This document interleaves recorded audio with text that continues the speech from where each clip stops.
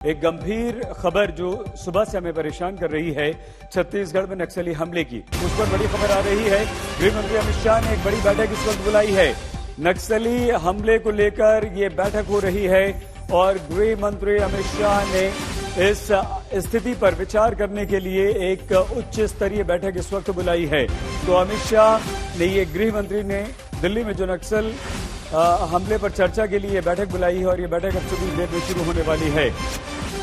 छत्तीसगढ़ में नक्सली हमले से जुड़ी ये बड़ी खबर है।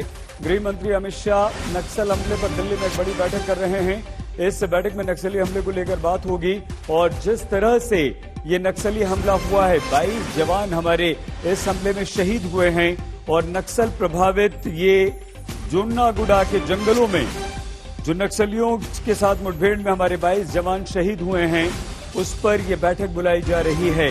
तो ये बैठक बस अब से कुछ ही देर में शुरू होने वाली है और इस बैठक में आगे की रणनीति पर चर्चा की जाएगी। छत्तीसगढ़ के बीजापुर में इस मुठभेड़ में हमारे 22 जवान घायल हुए, एक जवान लापता बताया जा रहा है, लेकिन 15 से ज्यादा नक्सलियों को के मारे जाने की खबर भी आ रही है।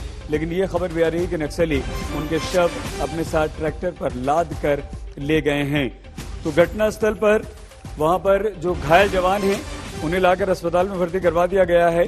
गंभीर बात यह है, नक्सलियों ने घेर कर जवानों पर हमला किया, काफी देर तक मुठभेड़ चली और उसके बाद ये बड़ी क्षति हुई है। आइए इस वक्त हम आपको सीधे लिए चलते हैं दिल्ली। कवलजीत संधू हमारी संवाददाता हमारे साथ जुड़ चुके हैं। कवलजीत, इस बैठक में किस तरह की रणनीति पर चर्चा होगी, कौन कौन लोग शामिल होंगे और जो एक बहुत बड़ी क्षति नुकसान हुआ है उसकी भरपाई के लिए क्या फैसला हो सकता है? देखिए, बिजी इलेक्शन शेड्यूल के बावजूद अमित शाह ने अपनी इलेक्शन मीटिंग्स कैंसिल की हैं। जो शेड्यूल मीटिंग्स असम में थी और वो वापस आ रहे हैं। हमें बताया गया है हाई लेवल मीटिंग वो चेयर करेंगे और जितने आला अधिकारी हों, चाहे वो सीआरपीएफ के हों, आईबी के हों, होम मिनिस्ट्री के हों, नॉर्थ ईस्ट खासतौर पे हम बात करें नक्सल डिवीजन के हों, वो सब वहाँ पे मौजूद रहेंगे। इस वक्त डीजी सीआरपीएफ आपको मालूम होगा कि इस वक्त रायपुर में है, वो वहाँ का जायजा ले रहे हैं। अमित शाह ने उनको खुद भेजा था, सुबह दिशा निर्देश दिए गए थे और सुबह वो 9 बजे वहाँ पे पहुँच गए थे। तो ग्राउंड रिपोर्ट्स भी आएंगी वहां से, लेकिन इतना बड़ा जिस तरह से नक्सली हमला हुआ है और उस वहां पे एम्बुश हुआ है जहां पे एक प्रोएक्टिव ऑपरेशन लॉन्च किया गया था, यानी ये घात लगाने गए थे लेकिन खुद निशाने पे आ गए। इस तरह से एक सेटबैक हुआ है, तो ऑपरेशन कहीं ना कहीं गड़बड़ाया है, उस पर भी बातचीत होगी। और खासतौर पे जहां पे हम बात कर रहे हैं, जितने ऑपरेशंस इस वक्त लॉन्च किए जा रहे हैं, टीसीओसी का समय चल रहा है और ये टैक्टिकल ऑपरेशंस नक्सल इस महीने लॉन्च करते हैं, जब फरवरी से लेके जब तक बारिशें नहीं हो जाती हैं। तो इस तरह से निशाना बनाया है और खासतौर पे अगर हम बात करें, ये प्रोएक्टिव ऑपरेशन था। इंफॉर्मेशन ये थी कि 150 से लेके 200 नक्सली वहां पे मौजूद है तारेम गांव में और वहां पे जो फॉरेस्ट एरिया पे उस पे घात लगाया गया, लेकिन अचानक से ये घात उल्टा ही पड़ गया और खुद सीआरपीएफ और एसटीएफ और डीआरएफ के जितने लोग थे ये सब निशाने पे आ गए। जो हमें अभी कैजुअलिटी बताई जा रही है वो 22 है, ये ऊपर भी जा सकती है। आपको मालूम होगा एक जवान अभी भी सीआरपीएफ का मिसिंग है, 31 लोग इस वक्त भी घायल हैं। लेकिन जो अंदर से हमें बात पता चल रही है वो ये कह रहे हैं कि जिस तरह की ग्रीवियस इंजरीज है, खासतौर पे रॉकेट लॉन्चर, एलएमजी, इसके अलावा जिस तरह से क्रूड बॉम्ब जो खुद बनाए हुए हैं नक्सलियों ने वो इस्तेमाल किए गए हैं, तो काफी घातक हमला हुआ है जिसे हम एक ब्लड बाथ कहेंगे वो हुआ है और उसका एक जायजा जरूर बनता है। और इसी वजह से गृह मंत्री खुद आएंगे और खुद समीक्षा लेंगे कि क्या गड़बड़ हुई है और किस तरह से जो नक्सल फ्रंट पे जो एक फाइनल फाइट है विद नक्सल्स वो उसे कैसे लड़ा। कमलजीत, आप नजर बनाए रखिए, जैसे ही ये मीटिंग शुरू होती है और मीटिंग में क्या चर्चा होती है हम आएंगे आपको। ये जंगल, वो जंगल हम आपको दिखा रहे हैं जहां पर खूंखार कुख्यात आतंकवादी हिडमा के मौजूदगी की खबर, खुफिया जानकारी मिली थी सुरक्षा बलों को और उसे घेरने के लिए लगभग 2000 से ज्यादा जवानों ने यहां पर एक ऑपरेशन शुरू किया था। उस ऑपरेशन को घेरा था जिस तरह से कमल बता रही हैं, लेकिन 200 के लगभग नक्सलियों ने उल्टा चारों तरफ से इस ऑपरेशन को घेर कर ये खतरनाक वारदात को अंजाम दिया है। कमलजीत, जो खुफिया जानकारी मिली थी जिसके बाद ये एक बहुत बड़ा ऑपरेशन हमारे सुरक्षा बलों ने किया था या करने जा रहे थे। तो क्या इस बात की आशंका है कमल कि कहीं ना कहीं ये जानकारी नक्सलियों तक पहुंच गई, लीक हो गई, या हमें खुफिया जानकारी जो मिली वो गलत थी, जिसकी वजह से हम उनके ट्रैप में फंस गए? इस सबकी समीक्षा की जाएगी इस वक्त। जो आपको हम बता रहे हैं कि जो खबर मिल रही है उसके मुताबिक ये इंफॉर्मेशन फोर्सेस के पास थी, सीआरपीएफ के पास थी और वहां पे स्टेट पुलिस फोर्स के पास थी। उसके बाद ये स्टेट पुलिस फोर्स के पास थी, उसके बाद ये ऑपरेशन जो है वो लॉन्च किया गया था।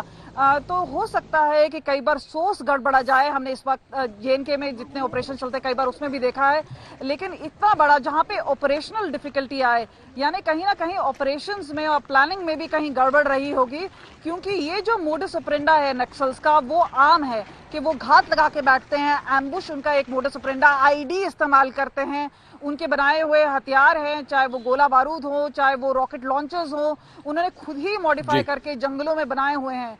तो ये कोई नई बात नहीं है, लेकिन जिस तरह से एक एक्टिव ऑपरेशन को लॉन्च किया गया, लेकिन वहां पे खुद ही निशाना बन गए सिक्योरिटी फोर्स पर्सनल, तो ये अपने आप में बड़ा सवाल जरूर बनता है। लेकिन जिस तरह से हमने देखा है कि रिव्यू हुए हैं, और खास तौर पे क्योंकि सिक्योरिटी फोर्सेस हैं वो एक जॉइंट ऑपरेशंस रखती हैं, यानी स्टेट पुलिस फोर्स रहती है, उसके साथ साथ सीएपीएफ यानी सीआरपीएफ की जो टुकड़ियां हैं वो भी चलती हैं, तो जॉइंट ऑपरेशंस होता है। और अगर ये नाकामयाब हुआ है तो शायद जो इसका रिप्रिकॉशन है वो भी जॉइंट ही होगा। फिलहाल हमें बताया गया कि इसका पोस्टमार्टम तो किया ही जाएगा, लेकिन समीक्षा भी की जाएगी, दिल्ली में भी की जाएगी, और गृह मंत्री खुद लेंगे इसकी समीक्षा। बहुत धन्यवाद कमल। कमलजीत संधू हमारी संवाददाता। गृह मंत्री अमित शाह जो बैठक करने वाले हैं अभी, उस पर पूरी नजर बनाए हुई है, लेकिन प्रधानमंत्री नरेंद्र मोदी ने दुख व्यक्त किया है, ट्वीट किया है, श्रद्धांजलि अर्पित की है जो हमारे जवान शहीद हुए हैं। गृह मंत्री अमित शाह ने खुद ट्वीट में इस पर चिंता व्यक्त की है। राजनीतिक प्रतिक्रिया मिल रही है, भूपेश बघेल ने भी इस पर चिंता व्यक्त करते हुए कार्रवाई की बात कही है। सर्चिंग लगातार रेस्क्यू टीम लगी हुई है और लगभग 4 घंटे तक के लगातार फायरिंग हुई है और नक्सलियों को बड़ा नुकसान हुआ है। हमारे जवान भी शहीद हुए हैं, अभी मिसिंग हुए हैं, तो उसके बारे में पूरे आंकड़े अभी आने बाकी हैं। टीम निकली हुई है और मैं उनके परिवार के प्रति संवेदना व्यक्त करता हूं। साथ ही इनकी जो शहादत है वो बेकार नहीं जाएगी और पूरी ताकत के साथ लड़ेंगे। जहां तक की बात नक्सलियों की है, वो अपने अस्तित्व की आखिरी लड़ाई लड़ रहे हैं। देखिए, ये देश के होम मिनिस्टर की बहुत बड़ी जिम्मेदारी है, क्योंकि नक्सल एक सेंट्रल का इशू है स्टेट के साथ साथ, और लगातार इस पे स्टेट और सेंट्रल दोनों मिलकर काम कर रहे थे। लेकिन जब से भाजपा सरकार आई है, उनका पूरा ध्यान चुनावों की रणनीति पे रहता है, ना कि नक्सल प्रभावित क्षेत्र की समस्याओं को खत्म करने का। तो मुझे लगता है कि होम मिनिस्टर साहब को इसके लिए चिंता ही नहीं करनी चाहिए।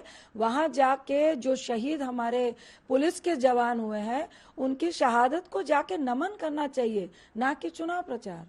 पूरा अगर आप इतिहास देखें उस पूरे इलाके का, जैसे सैकड़ों हजारों जाने गई हैं, कांग्रेस की तो एक पूरी पीढ़ी खत्म हो गई थी, हमें वो सब नहीं भूलना चाहिए। लेकिन मैं अभी भी दोहराऊंगा, टू प्रूव्ड अप्रोच की जरूरत है और राज्य और केंद्र में वर्सेस नहीं होना चाहिए। मिल करके मैं समझता हूं कि 2 लेवल पर, एक सिक्योरिटी फोर्सेस, क्योंकि उनके आधार को आप खत्म कर सकते हैं, दूसरा मैसिव डेवलपमेंट इनपुट।